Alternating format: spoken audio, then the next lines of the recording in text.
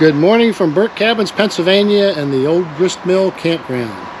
It's our second day at the East Broad Top Railroad, and today we're going to head over to the operating hub in Rockhill Furnace in Orbizonia Station and check out the activities at the railroad today. So come along.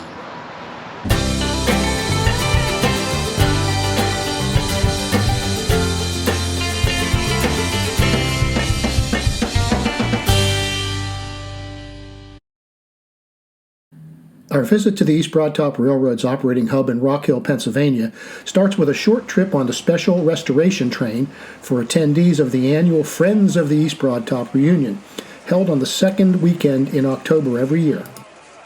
One or two future episodes will cover tourist train operations from Orbizonia Station and a ride through history at the Rockhill Trolley Museum next door. On this trip, we'll roll past the historic shops complex, parts of which date to the 1880s. As you can see by the superimposed ghost image from around 1905, it hasn't changed much. Friends of the East Broad Top, or FEBT, is a nonprofit incorporated in the 1980s with the mission to preserve and restore the East Broad Top Railroad National Historic Landmark. Mrs. History's a Blast and I have been involved with FEBT since shortly after its founding. The story of FEBT's efforts to fulfill its mission is long and complicated.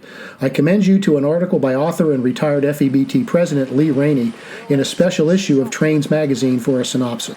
It's available from the FEBT online store, and I'll put a link on the screen and in the description below. Since purchase of EBT in early 2020 by the EBT Foundation, the joint efforts of FEBT and the Foundation have produced restoration results that, quite frankly, most observers thought would probably not ever be possible. Now, we've shared video footage on this channel of some of that progress in track rehabilitation here and in Robertsdale at the south end of the line. In this video, we'll see some of the progress on structures in the Rockhill Railroad Yard. Rolling south, we pass the Freight House, a long-neglected building recently rehabilitated and now home to a wonderful collection of artifacts that we'll check out in our episode on the Rockhill Trolley Museum.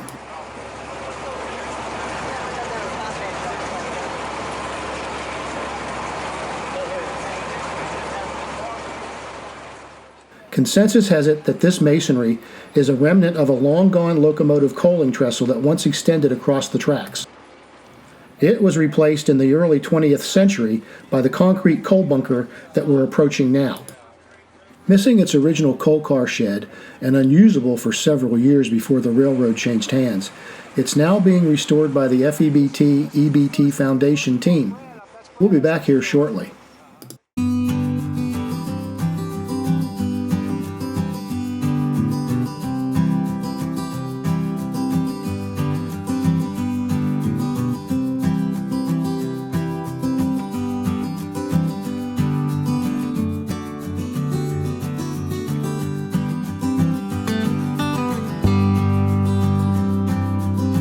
By the way, you might recognize this stretch of track from our track speeder ride last year. It's come a long way since then. I'm going to stop the voiceovers here and let the audio in the recorded video speak for itself. Under construction. There was our restoration train debarking.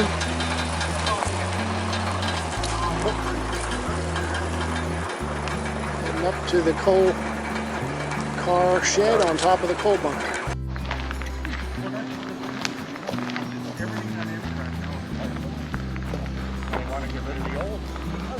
Looking down into the coal bunkers.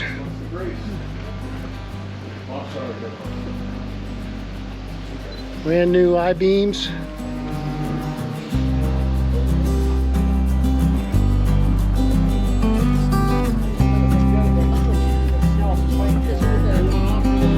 Remember they had a little dynamite scare here, and they ended up demolishing the lean-to in the process. My friends rebuilt it. Put it back in. We've also worked on the car shop to the right. You can see we've got new doors framed up on the west track, and I'm told the door on the east track just fell off of there. Oh, I'm not surprised. I'm not surprised. That's one of those just-in-time deliveries. We didn't quite make it, but we will get there. The other two doors are going to get the same treatment as the first set. And you see we've already done a bit of siding repairs and painted it already. So you're welcome to walk around the carpenter shop. We've got some of it open. And from there we'll move over to the locomotive shop. See some driver tires over here.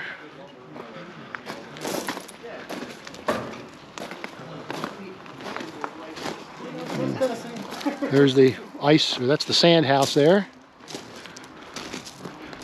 Across the tracks.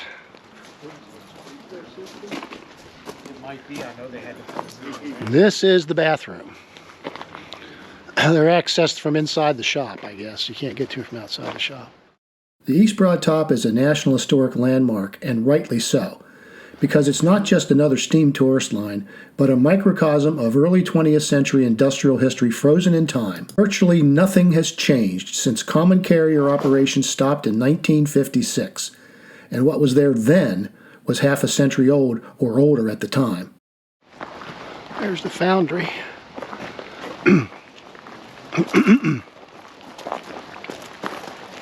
No, that's not the foundry. That's the blacksmith shop. There's the foundry through there. Okay. At no place else in North America can you experience our industrial heritage at this level. It is a truly precious historical resource. Farmhouse that was here when they bought the property. This was the shop foreman's office.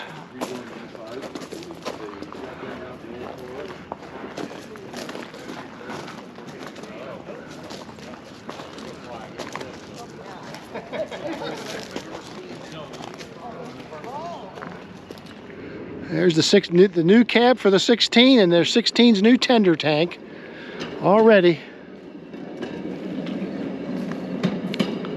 There we go. Hand car rides. Oh, you can see the parts of the standpipe that they're over there by the paint shop. Got a fresh coat of paint on them over there. That's the base. Oh, they've got them both over here.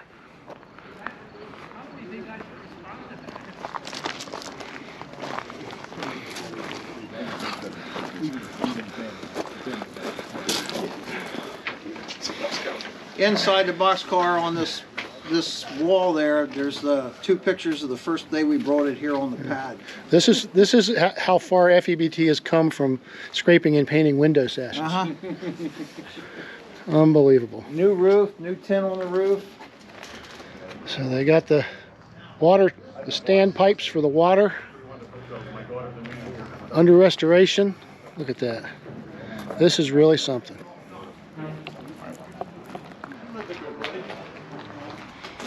Combine 14 under long-term restoration.